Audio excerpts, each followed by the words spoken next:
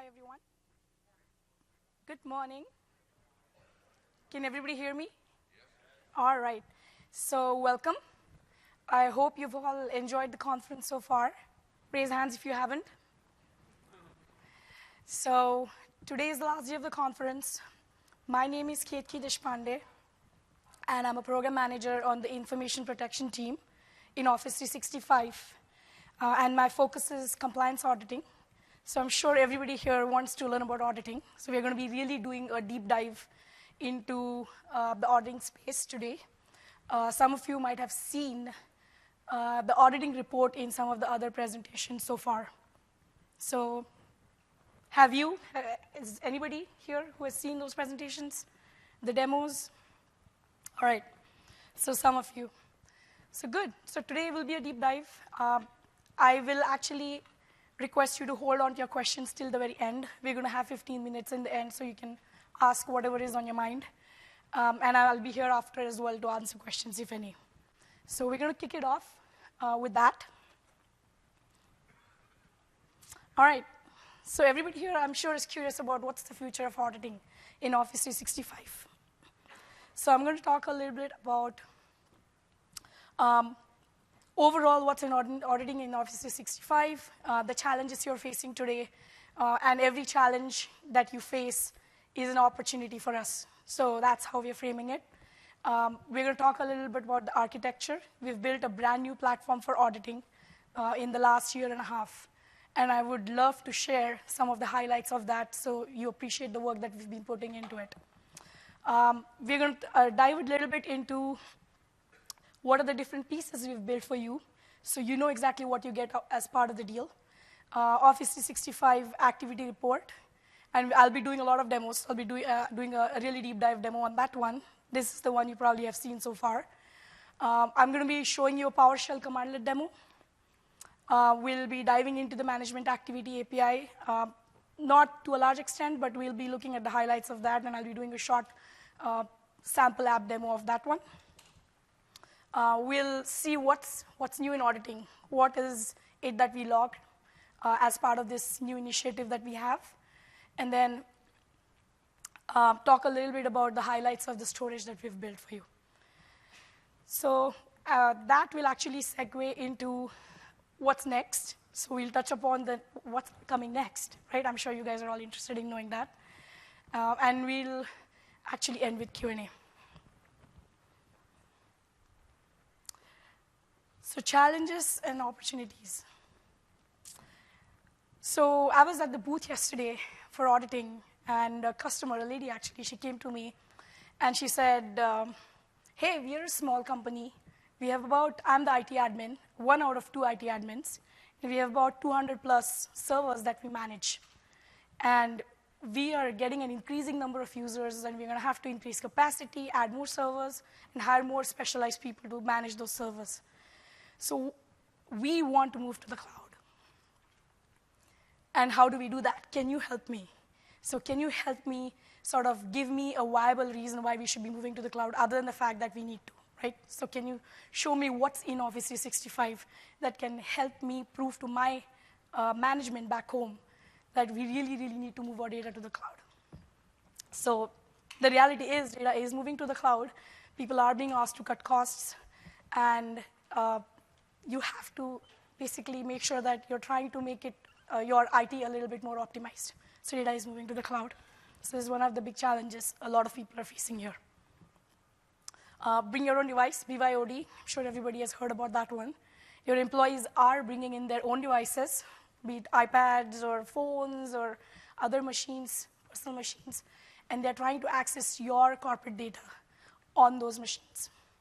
So now, when that reality hits home, you start realizing that, hey, some of your corporate data is going to be synced back to those devices. How do you know when that was synced, what was synced, who synced it, which client it was synced to, etc.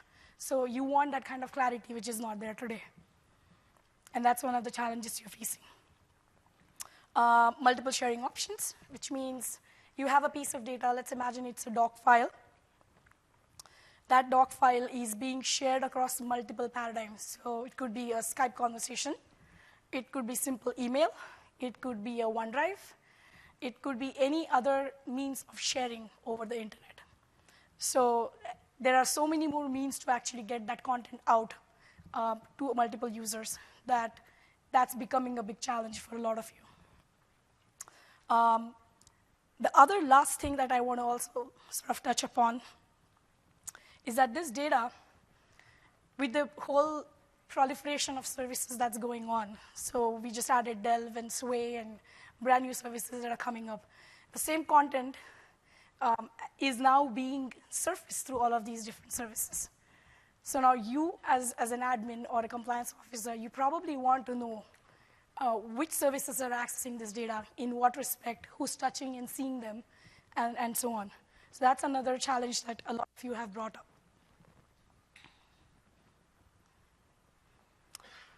Along with all these challenges, the reality is you still need to be able to investigate, which means you have to be able to find out what happened to a file, a person, maybe even what happened to a site collection, email, etc., right?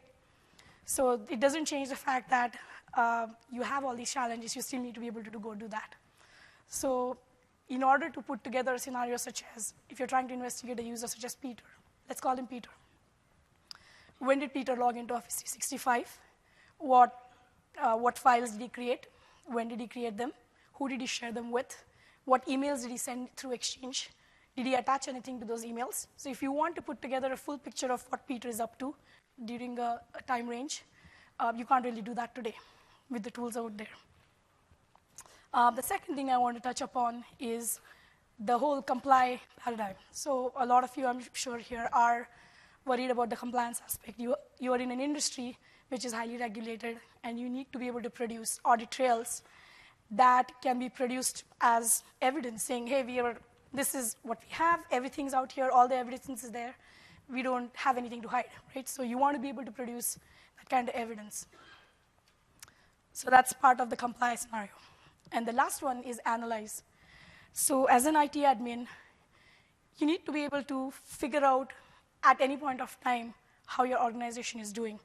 How many files are shared across your organization externally, for example, or how many logons are happening in your organization across the world. Is there any space in the world where somebody shouldn't be logging onto your tenant from? So you need to be in touch with your organization. You need to be in touch with your tenant. And that kind of information is not available out there today. So that is the third analyze aspect, which is really like active monitoring of your tenant. So that's something also we are going to be focusing on in the future.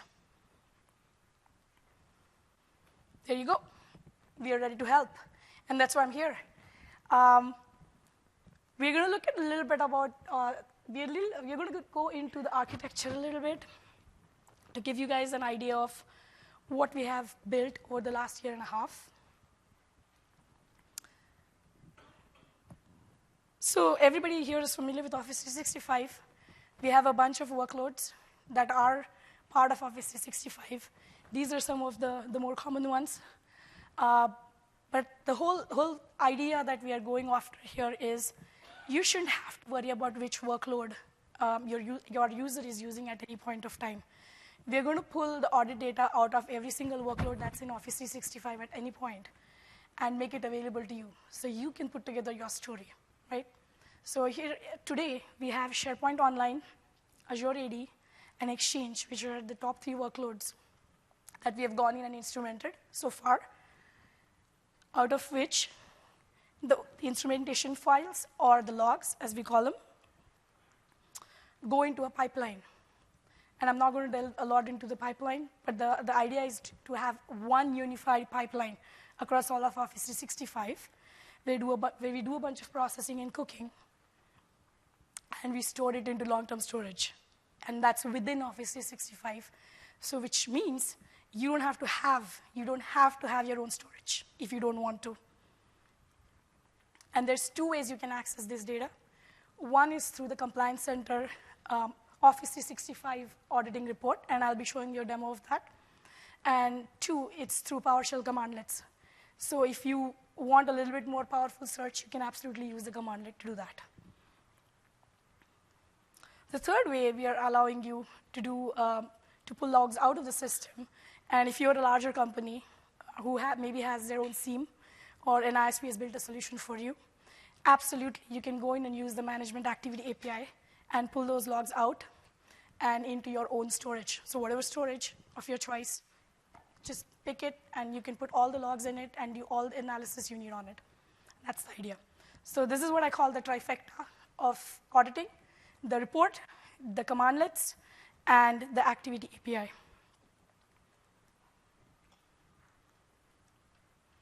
All right, so other than the trifecta, which I just touched upon, you also have the consistent and complete logging, and we'll touch upon that in a little bit as well. And then you have a compliant auditing storage to fit your needs. So as you can see, all of these sit on the basis of Office 365. They are Office 365 wide, and which means none of these are siloed experiences like there are today, and we'll touch upon that in a little bit. And the core basis of all of these is trust. We want to establish your trust in our system. That's what it comes down to. All right, so what do we have today? Some of you are probably familiar with what's in Exchange Online, which is you have to use PowerShell commandlets to turn on auditing. It's per mailbox, right?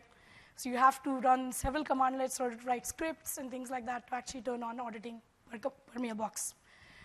If you want to report auditing in Exchange, you have to go to the Exchange Admin Center. And there are some basic reports out there, but it's not super cool, right? Plus, they are not exactly Office 365 wide. Now, SharePoint Online, you have per site collection configuration.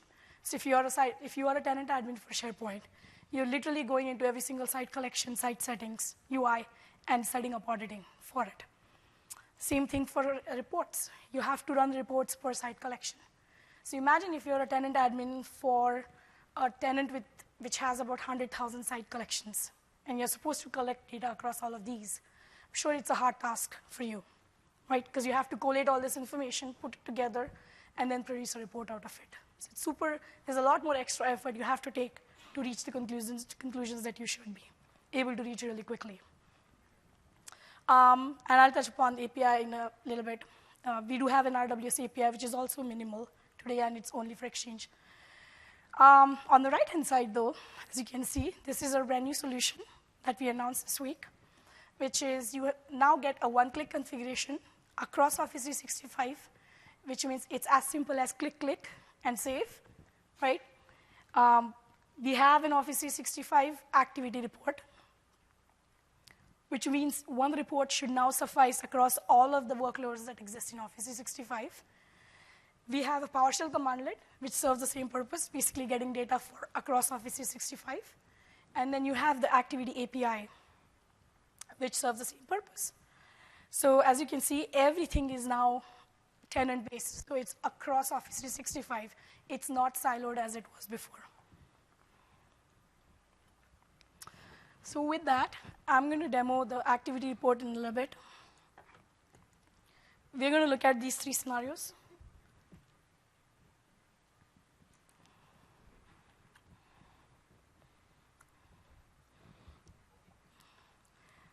All right, so this is the Compliance Center console that we have in the Office 365 Admin Center. I'm actually not going to navigate to that in the interest of time. We have the Reports tab on the left-hand side. You can actually click on that to get to the auditing reports in Office 365. If you see the first link out here,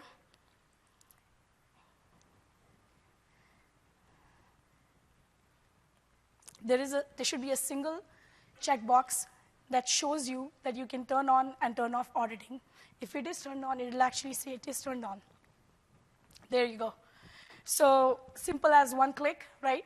Just turn it off, and peace of mind. It's turned off if you don't need it for your organization. But we assume that most of you are in need of this auditing, and hence we want to make it as simple as possible.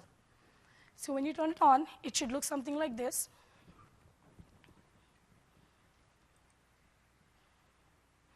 I'm going to delve a little bit into the activity report. As you can see, there are a few filtering options available. You have a date range filter, You have a user filter, so you can actually pick multiple users that you want.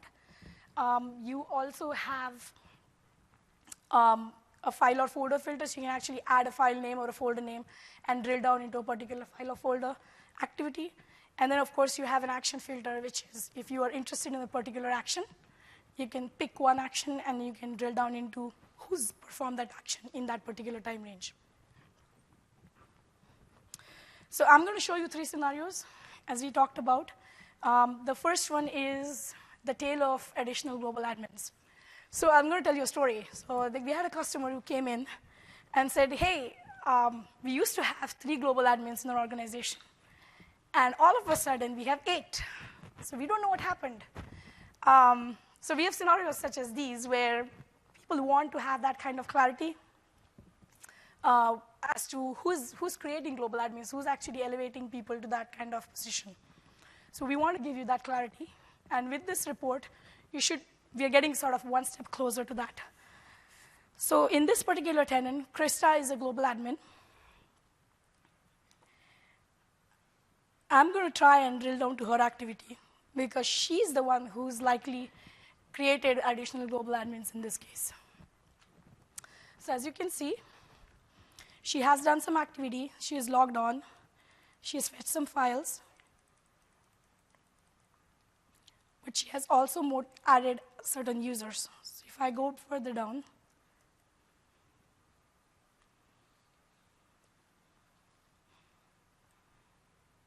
there you go. There are some update user activities. So if you are a tenant admin and you want to drill down further into what's going on with Krista and who she has elevated to admin status and when, you can actually drill down into this report now and figure out why. Now, you have a case of the disgruntled employee.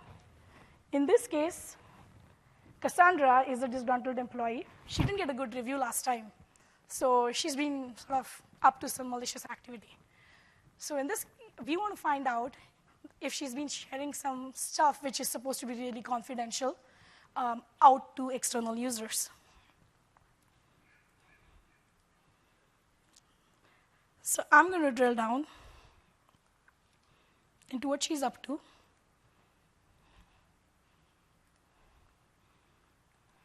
So access invitation created is an activity which is triggered when somebody shares any internal information with an external entity, right? So in this case, it looks like Cassandra has created an access invitation, right? And she shared it with somebody else, some other tenant altogether, some user in some other tenant altogether. So this person is outside the organization. So this is the way you can actually drill down and get to the information you need. So the third one I really wanted to touch upon is the comply scenario, where you want to simply look at a date range. So let's say you're looking at everything that happened between 4th and, let's say, 4, but 10:30 a.m. and, let's say, let's make it a little bigger time range. Between the 1st and the 4th, and you want to find out everything that's going on. I'm going to clear all these filters and do a search.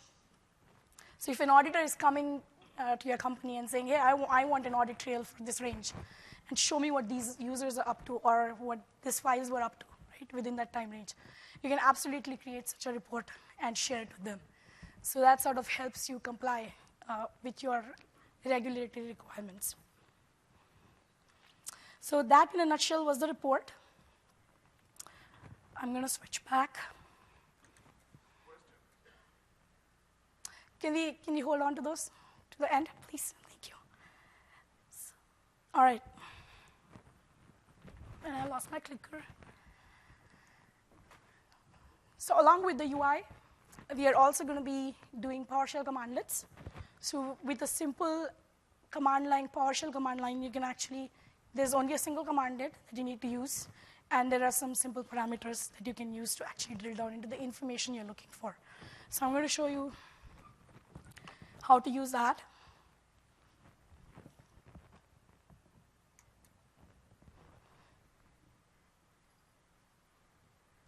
All right.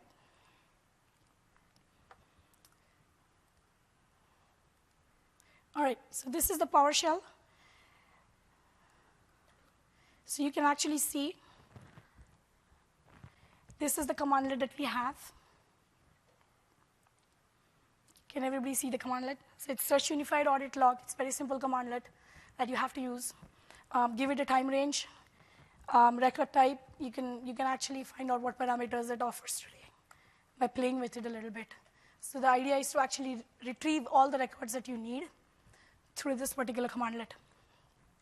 If you look at every record that you have here, you can see it has a record type, a creation date, a user ID that's associated with it, what kind of operation it was. And then there is a whole new level of information that's available in what we call an object ID. It's a JSON blob. And you can redirect this information to a file, and you can use a JSON parser to get this information back. So if you are an IT admin and you have the skills, go for it. This is something that we have for you as well, in addition to the UI. Switch back.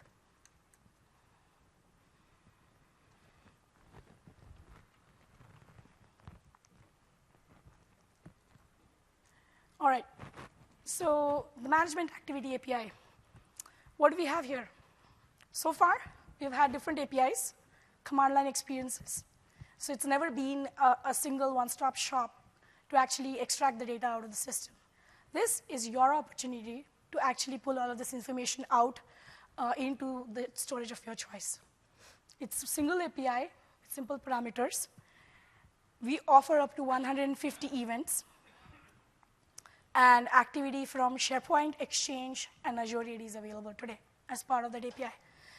We do have a consistent schema, and we will be publishing that externally so that you can actually take that into consideration when you're parsing the events out. And then easy access control. So if you have the need to actually control access to that API for certain individuals in your organization, absolutely, you can go ahead and do that.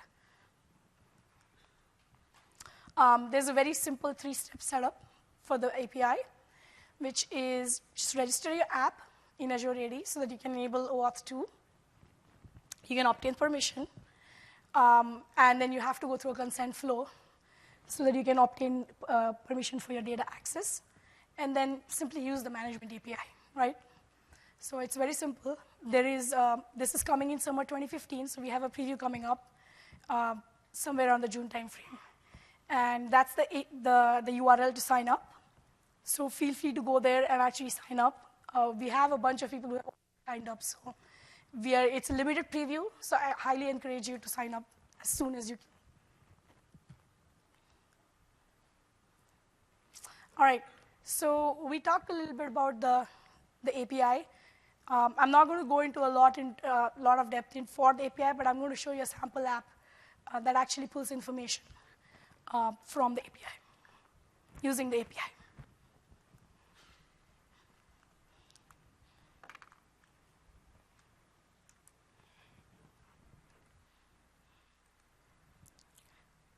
All right, so this is a simple commandlet app. I'm going to actually use a resource ID for my particular app. What it does is, the way the pipeline works is you actually get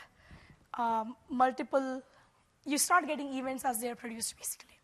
So when the events come to the end of the pipeline, we call what it is basically log files. So they contain every log file contains multiple records or activities as we speak. So in this case, I'm pulling one of those record files, which has 3 or 4 activities inside it. So when you retrieve this file, you just have to pull it out based on the schema we provide you. You need to parse it out and then do all the analysis you need on top of it.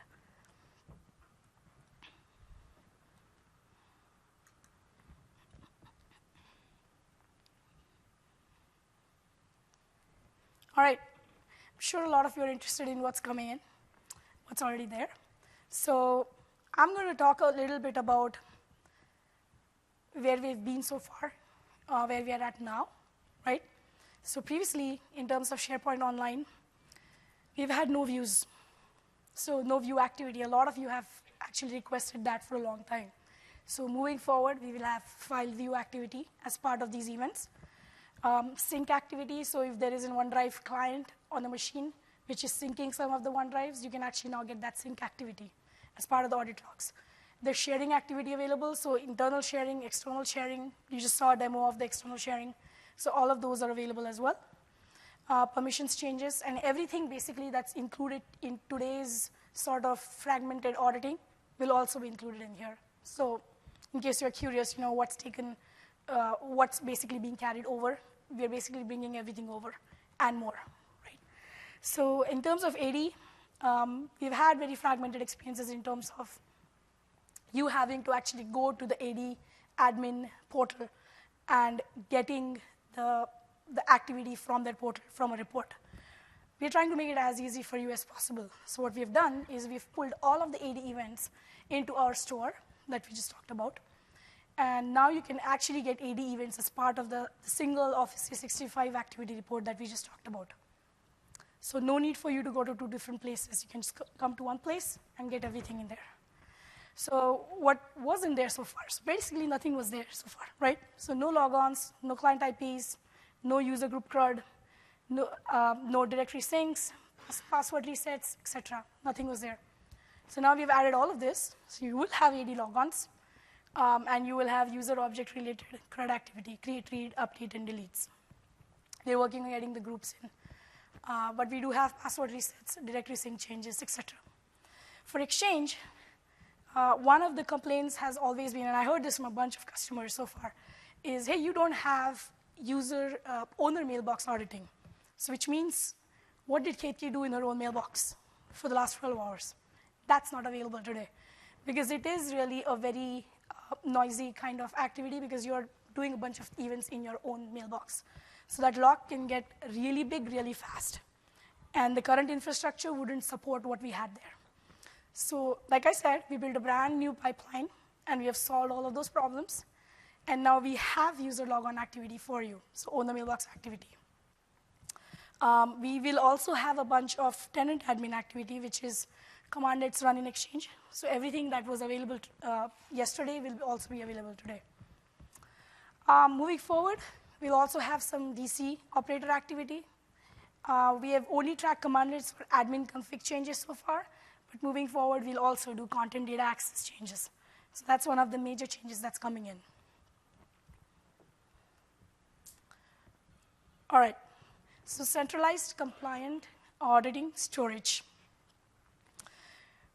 As you're all familiar with the current level of auditing, we have, for Exchange, we have multiple audit stores. So in Exchange, we actually store audit logs within the user mailbox, which doesn't make a lot of sense because you're taking up space in that user's mailbox. So if he has a mailbox worth 50 GB, you're filling it up fast with audit logs. So not a great design, right?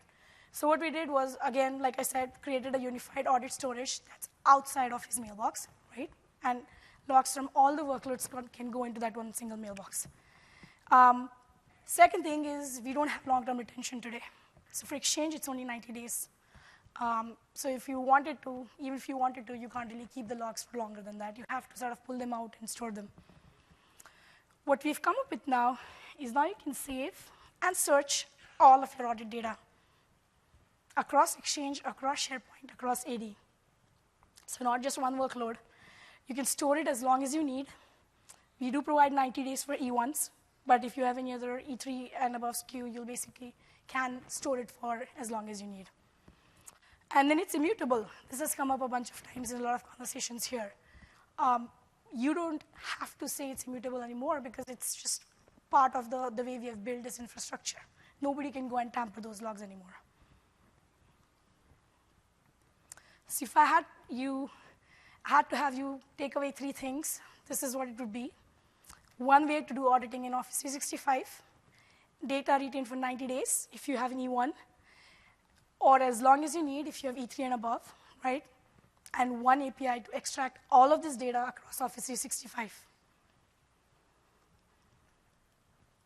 I'm sure you're curious about what's coming. So there it is.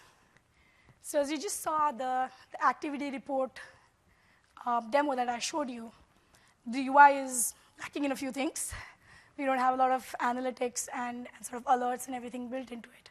So we'll actually be having a really nice dashboard in the future. I don't have anything to show you at this point, but we are actively working on it. So we'll have a UI dashboard. It'll have some alerting. It'll have reports. So if you are a company who doesn't have the means or the resources to go and invest in an ISV solution, you can actually use these out-of-box capabilities. So you can actually come to the site. You can look at the UI. You can look at the report. You can figure out the information that you need from there and get on with your life, right? Additional search and filtering capabilities. So again, the search and filter that we saw today, that's in the new report. We're going to be enhancing that a lot more. So it gives you a lot more control over the information you want to search. And of course, a third pillar that we're also working on is additional data coverage. So today you have what we just saw, which is the events that we have there. But you don't have anything for Link or Yammer or any of those other products that are coming in. So that's sort of our next challenge and sort of next goal that we are going after. Please evaluate. We'd love your feedback. We'd love to hear your thoughts. If you have any verbatims, that helps us even more. But feel free to score and evaluate us and give us your thoughts. And that brings us to Q&A. So can you please, there are some mics in the center. Can you please line up on this?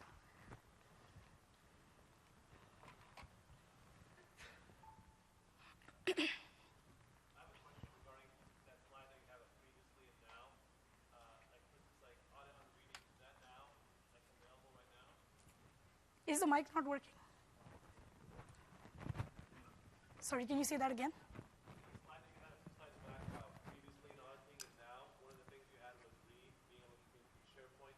Yes. That is available as part of the new report. Yes. Hello. Yes. It's been there for the last 2 months. So. Okay. I just have a question about the auditing for OneDrive for Business. Is that on for everyone? The mic's going on and off. Auditing for OneDrive for Business. Mm-hmm. OneDrive for Business. Does it have to be turned on for each user? Is there a global setting? So there is the setting that we just saw, which is a global setting. It works for all of the workloads, including OneDrive. What you will have is you'll have to enter. We're basically taking this feature live soon, so we're rolling it out to a lot of the tenants. So your tenant may not have this report yet. So that's probably why you're not seeing the report in your tenant, if that's the question. But yes, you don't have to turn it on per site collection or per OneDrive. It's per tenant. So when you turn this setting on, it should turn on auditing across your entire tenant.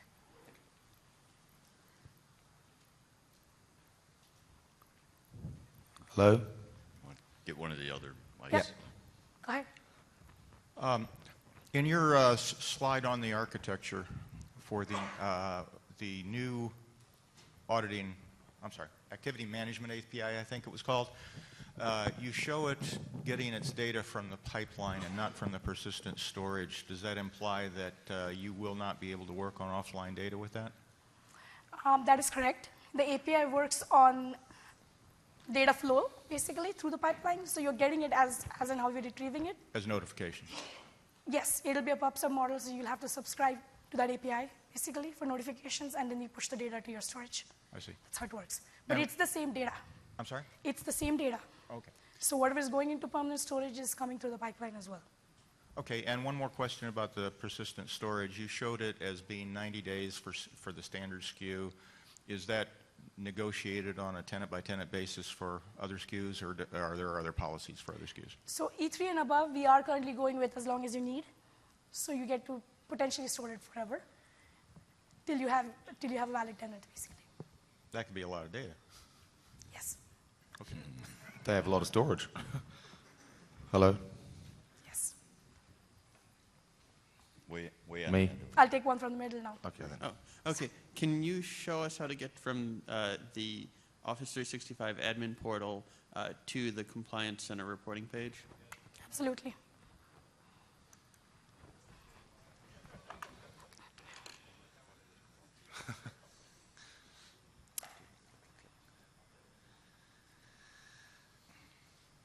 So if you see this is the admin portal. Can everybody see? All right. So If you scroll all the way down under admin, now you have a new tab called compliance. If you click on that tab, you'll actually enter what we call the compliance center. It's the central place for every compliance feature out there that we offer today. And then you basically go to reports. Yes, so some of you, let me just be clear, we're actually doing a private preview program for a bunch of customers so far, and we are rolling it out as we speak to the remaining tenants moving forward. So you should be seeing it soon. Sorry? Come to To the everybody, microphone. yes, to all MT tenants. Soon, we're rolling it out as we speak. So. Very far end over there. The Thank you very much. Yes. I was actually the first Oh, one. over yeah. there? Okay. Yes. Yes. I'm here. It might be my own fault. I may have not have been listening, or I might have been talking. But did you, for Exchange mailbox auditing, when you do the one click to switch on auditing across your tenant, does that switch it on for every single mailbox in your tenant as well? So you no longer need to do set mailbox auditing. So it's on. That's it. Every single mailbox. Okay. So as soon as you put it on, it's on for everyone, That's correct. and not being stored in the mailbox. Correct. That's Good, correct. very good. So then the second part of the question is just out of curiosity, that the 90-day and the logging and the keeping of this log file data, this audit data, can you go less than 90 days, and can a tenant admin maliciously delete this data So the answer to your or, first or question, purge it? the answer to your first question is no. What's the first question? 90 So days? which is 90 days.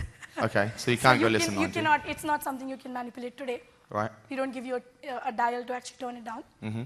And the second answer is also no. Your tenant admin cannot touch those logs. Cannot He delete can them. see them, Yeah, but he cannot tamper them. okay. Tamper with them, right? So Yep, thanks. yeah. Okay, I'll take a question Yep. here. So I know this is titled Office 365 auditing, but with 2016 wave of products, will there be an on-premises, search unified audit logs capability? So it's coming. We're working on an on-prem solution. Yes. And will it be a separate product from the existing server products? Not really. It'll be part of the existing product. That's wonderful news. Thank you. Yes. So Hi. with our security folks, they'd like us to use ADFS for authentication just so we get that logging. So it looks like with this tool, we won't be required to use ADFS for connecting logging. Is that true then? So for that, I'll probably turn to Brandon. Brandon, can you?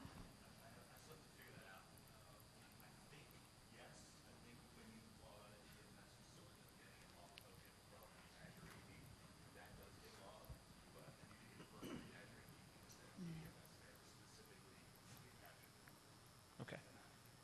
Cool. Ben says yes. So there is a token that records the logging, so ADFS shouldn't be a requirement for our security folks for There's logging for native log on to AAD. So we don't have Federation, log on to Office 365, that event is recorded in the Office 365 audit today. If you have ADFS, there's still an event that you that all that takes place with Federated event. So both are covered. awesome. Cool. Right? Question. So we have our legal department and we have our HR department. So those two departments are our my number one customers when it requires to search and audit. So is there a way where I could grant those people access to this compliance center without giving them global admin access? I don't want them wandering in the Exchange or SharePoint spaces and clicking, and suddenly nothing works, So I don't believe we can do that today. Okay. We don't. That scenario is not supported. We are aware of it. So I think that's great feedback. I think it corroborates what we already know. So we're working on it. I don't think we have a solution for it today. Okay, and second question. So with auditing for Skype, so will that include Skype instant messages in the mobile devices? So we haven't gotten around to that level yet, but if you have certain requirements, feel free to share them with us. So as part of the feedback, absolutely. This is all feedback. Let's keep it coming. Okay, thank you. So, yeah. All right. Two questions.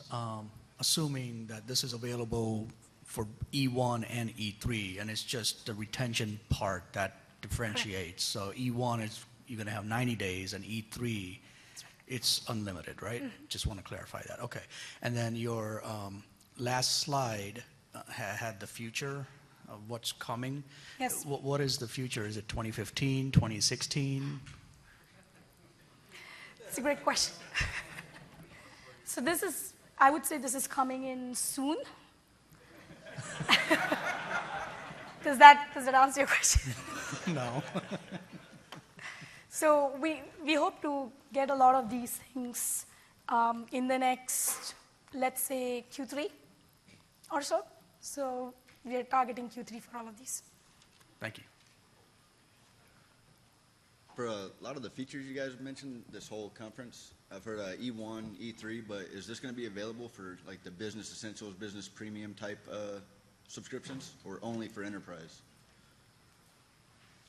So later this year. What's that? Later this year. Okay. And then are they going to update the actual portal for that? Because right now the business portal is like useless compared to the enterprise one. I'm not sure about that one. Okay. Thank you. Thanks. So from a licensing compliance standpoint, today we have primarily prem licenses on board, and so it's kind of difficult to differentiate, the devices with how many users and how many multiple devices that user has, et cetera, et cetera. For Office 365, is there somewhere on that compliance portal where you can see if you've exceeded your licenses or not? In other scenarios I've seen that you have, there was a thing on like the mobile app where it says you've exceeded or these people were not licensed, something like that. So I believe, so the way I've experienced it is when you actually go to the users pane within the admin portal and you're trying to assign these licenses to users, it'll actually tell you you've run out of licenses at that point. So you can't get that same information within the compliance center today, but you can absolutely go to the admin center itself, and I can show you where it is, and you can do it from there. So it'll actually tell you if you have 2 licenses and you have assigned them already to two of your users, it'll say no more licenses that you can assign to anybody. But you can still give them access, is what I'm asking, or not? Can you still go do the what? Do they still have access, even though we've exceeded the licenses? No, they don't actually have access. Because I just don't understand why then it would have a number. So the way it works today is this is accessible by tenant admins and compliance officers. So basically, whoever is sort of privy to this information, who should be seeing these audit logs, is who should get these licenses. Okay. So if you have like 2 or 3 licenses, then these are the people who should be coming in and having access to all these logs. Because there's a lot of PII information in these logs. So these should not be given out willy-nilly. They should be people who absolutely need to know and need to be able to see these reports. That would be me. Yes. Yeah. Okay. Thank you. There's one extra. I do have the compliance tab showing up in my portal, and I'm a global admin, and I can access any of the other admin, SharePoint Exchange, and everything just fine. Yes. But when I click on compliance, I get access denied because I don't have permissions. Is there some other thing I got to go click to enable the compliance tab, even though I can see it? Huh? To give myself permissions to the compliance tab? So that could be a one-off issue. I can look into it after. Okay. Sure.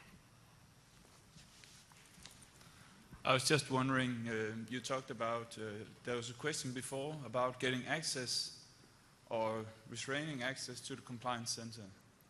And I have access to the compliance center too, and I can see the last tab, if you go back to your compliance center, you had permissions in the bottom, at the bottom. Okay. And it seems like there are some rules there. Isn't that exactly for giving specific people access to the compliance logs without being global admins? So, or, yes, that's the answer.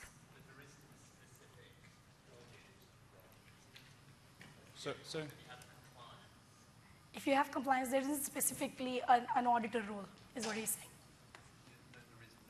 There is not. That's what I'm saying, yeah.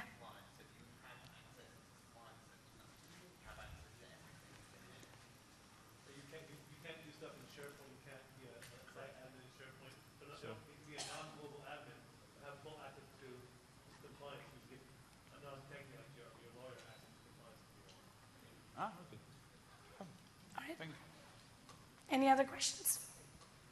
All right, I'll be at the back, so feel free to catch me if you have any further questions. Thank you very much.